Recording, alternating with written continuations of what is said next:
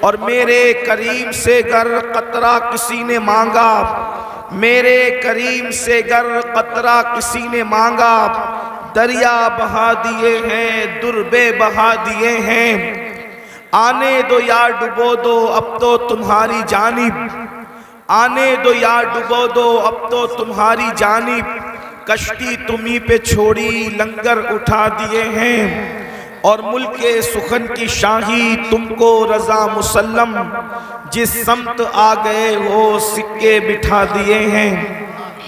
آج کی یہ محفل رضا نگر رامپور کی سرزمین پر عقائد و اعمال کی اصلاح کے لیے منعقد کی گئی ہے۔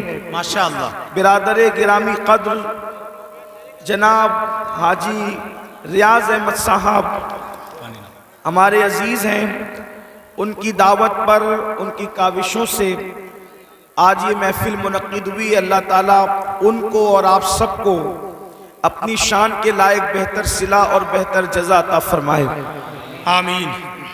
دیکھیے، اگر آپ حضرات کچھ دیر سننے کے لیے اور سمجھنے کے لیے آئے ہیں تو خاموشی کے ساتھ کچھ باتیں سن لیں۔ 98% مجمع بالکل سننے کے موڈ میں ہے، 2% لوگ ہیں جو ہر جگہ جی سچ ہے یہ، لوگوں کو پریشان کرتے ہیں۔ ایسے کچھ لوگ محفل میں آ جاتے ہیں، میری ان سے گزارش ہے اب کوئی کسی کو بیٹھنے کے لیے نہ کہے۔ کیا بات ہے حضرت؟ اس کی وجہ یہ ہے، ہم کہیں گے بھی تو یہ بیٹھیں گے نہیں، اس کی وجہ یہ ہے کہ بیٹھنے کے لیے جگہ نہیں ہے۔ ظاہر سی بات ہے، جب جگہ نہیں ہے تو انسان بیٹھے گا کیسے؟ تو اب جو جہاں ہے، جس حالت میں ہے، وہیں پر تھوڑی دیر گفتگو کو سن لیں۔ آپ نے کتنی محنتیں کی ہوگی، یہاں کے علماء نے، یہاں کی عوام نے، بھائی ریاض نے، سب لوگوں نے ایسی محفلیں سجانے کے لیے بہت محنت کرنی پڑتی ہے۔ محفل تو 4 گھنٹے کی ہوتی ہے، لیکن محفلیں سجانے کے لیے لوگوں کو مہینوں لگ جاتے ہیں۔ تو تھوڑی دیر کے لیے آپ سنیں۔ اللہ پاک کی بارگاہ میں دعا ہے کہ اللہ تبارک و تعالی مجھے حق کہنے اور آپ سب کو حق سن کر اس پر عمل کرنے اور اسے عام کرنے کی توفیق عطا فرمائے۔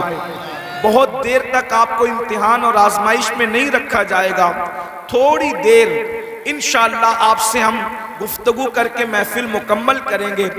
آیہ کریمہ کے جس حصے کی تلاوت کی گئی ہے، اللہ تبارک و تعالی اس کے متعلق مجھے حق کہنے اور آپ سب کو حق سن کر اس پر عمل کرنے اور اسے عام کرنے کی توفیق عطا فرمائے۔ اللہ تبارک و تعالی نے اپنے ایمان والے بندوں کو اور بندیوں کو 2 ذمہ داریوں سے نوازا ہے، 2 ذمہ داریاں سونپی ہیں۔ اللہ پاک ارشاد فرماتا ہے، اے ایمان والو قُوا انفسکم و اہلیکم نارا، کہ اے ایمان والو اپنے آپ کو اور اپنی اولاد کو جہنم کی اس آگ سے بچاؤ، وقودھا الناس والحجارہ، کہ جس کا ایندھن انسان اور پتھر ہے۔ اپنے آپ کو بھی جہنم کی آگ سے بچاؤ جی اور اپنی اولاد کو بھی جہنم کی آگ سے بچاؤ۔ یعنی اے ایمان والے مردوں اور ایمان والی عورتوں، ایسے رستے پر تم خود بھی مت جاؤ جس کی وجہ سے تم جہنم میں جلو، اور اپنی اولاد کو بھی ایسے راستے نہ جانے دو جس پر چلنے کے بعد تمہاری اولاد بھی جہنم کا ایندھن بنے۔ اس لیے کہ ہم میں کوئی بھی ایسا نہیں ہے، نہ کوئی جن نہ کوئی انسان، اللہ کی مخلوق میں کسی میں بھی طاقت اور قوت نہیں ہے کہ وہ اللہ کے عذاب کو برداشت کر سکے۔ اللہ رب العزت کا عذاب بڑا سخت ترین عذاب ہے۔ بحیثیت مسلمان ہمارا عقیدہ ہے کہ مرنے کے بعد اللہ ہمیں اٹھائے گا، اور جب اٹھائے گا تو اللہ عدل فرمائے گا، انصاف فرمائے گا، اللہ حساب لے گا، ہر انسان کا حساب ہوگا، جس سے اللہ چاہے گا حساب لے گا۔ قرآن کہتا ہے اَيَحْسَبُ الْإِنسَانُ أَن يُتْرَكَ سُدًى، کیا انسان یہ تصور کرتا ہے کہ اللہ اس سے حساب نہیں لے گا؟ اللہ ضرور حساب لے گا، اور جب اللہ کے حساب کے اندر کوئی کامیاب ہوگا تو وہ جنت میں جائے گا، اور جب اللہ کے حساب میں کوئی ناکام ہوگا اس کا ٹھکانہ جہنم ہوگا۔ اللہ ارشاد فرماتا ہے ان الابرار لفی نعیم وان الفجار لفی جحیم، کہ ہم نے نیکوں کے لیے جنت تیار کر رکھی ہے، جنت اور جنت کی نعمتیں نیک لوگوں کے لیے ہے، اور اللہ کے نافرمان مجرموں کے لیے جہنم تیار کر رکھی ہے، جہنم کا عذاب ہے۔ یہ بات کسی مولوی صاحب کی نہیں ہے میرے عزیز، یہ بات کسی لیڈر کی نہیں ہے میرے عزیز، یہ کسی سیاسی لیڈر کا فرمان نہیں، یہ اللہ رب العزت کا فرمان ہے، رب محمد کا فرمان ہے۔ اللہ اکبر۔ ایک حدیث پاک میں آتا ہے اللہ اکبر، ہم نے جنت کو آسان سمجھ رکھا ہے۔ اے میری قوم کے جوانوں، ہزاروں کی تعداد میں اے عاشقان رسول جمع ہونے والوں، آپ کی توجہ چاہتا ہوں۔ ہر بندہ جنت میں جانا چاہتا ہے، ہر بندہ جہنم سے بچنا چاہتا ہے، لیکن اللہ رب العزت نے جب جنت اور جہنم کو پیدا فرمایا تو حضرت جبریل سے فرمایا جبریل جاؤ اور جا کر ذرا ہماری جنت دیکھاؤ۔ حضرت جبریل نے جنت دیکھاؤ اور جنت کی نعمتیں دیکھاؤ، تو جنت ایسی چیز ہے، پہلی بات بتا دوں، دل کو بہلانے کے لیے یہ باتیں نہیں ہیں، یہ حقیقتیں ہیں، یہ سچائی ہے، یہ صداقت ہے۔ اور یاد رکھنا، جیسے اللہ کا انکار کرنے والا کافر ہے، ویسے جنت اور جہنم کا انکار کرنے والا بھی کافر ہے، وہ مومن نہیں ہو سکتا، وہ مسلمان نہیں ہو سکتا۔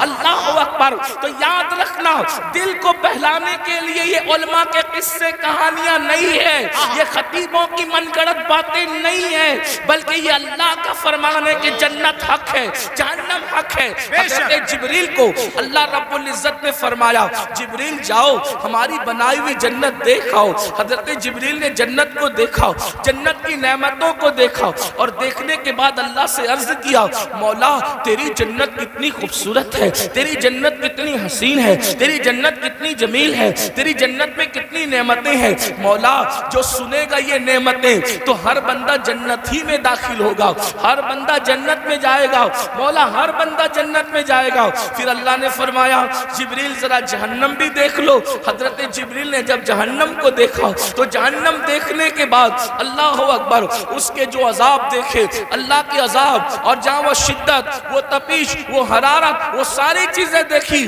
تو آ کر عرض کرتے ہیں مولا جہنم میں ایسا عذاب ہے اب وہاں کوئی نہیں جائے گا، اور جہنم خالی ہوگی، کوئی اس میں داخل نہیں ہوگا۔ پھر میرے اللہ نے فرمایا اپنے فرشتوں سے فرشتوں جنت کو مصیبتوں سے ڈھک دو، فرشتوں جنت کو محنتوں سے ڈھک دو، فرشتوں جنت کو تکلیفوں سے ڈھک دو، اور جہنم کو لذات اور شہوات سے ڈھک دو۔ اللہ اکبر۔ تو جب جنت کو مصیبت اور تکلیفوں سے ڈھکا گیا اور جہنم کو لذات اور شہوات سے ڈھکا گیا تو پھر جبریل نے عرض کیا مولا اب جنت میں کون جا سکے گا اور جہنم سے کون بچ سکے گا؟ یعنی جو راستہ جنت کی طرف جاتا ہے وہ مصیبت والا ہے، وہ تکلیف والا ہے، اور جو راستہ جہنم کی طرف جاتا ہے وہ راستہ لذت والا ہے، شہوت والا ہے، عیش والا ہے، آرام والا ہے۔ جیسے مثال کے طور پر اب یہاں جتنے بیٹھے ہوئے کھڑے ہوئے لوگ پوری محفل میں شریک ہیں، میں توجہ چاہتا ہوں، راہ جنت کے مسافر بننا چاہتے ہو یا جہنم کے راستے پہ چل رہے ہو؟ خود اپنے آپ میں ڈوب کر فیصلہ کر لو۔ دیکھو سردی کی ٹھنڈی ٹھنڈی رات ہے، رات کا آخری پہر ہے، اور اس کے بعد نرم نرم گدوں پر آپ لیٹے ہوئے ہیں، آسمان سے شبنم برس رہی ہے، پورا ماحول گلابی ہے۔ ایسے میں مؤذن کہتا ہے الصلاۃ خیر من النوم، الصلاۃ خیر من النوم۔ اب جو بندہ مصیبت اٹھا کر کے اس ٹھنڈی کے موسم میں، اس ٹھنڈی کے ماحول میں بستر سے اٹھ کر کے مسجد کی طرف جا رہا ہے، ٹھنڈے پانی کی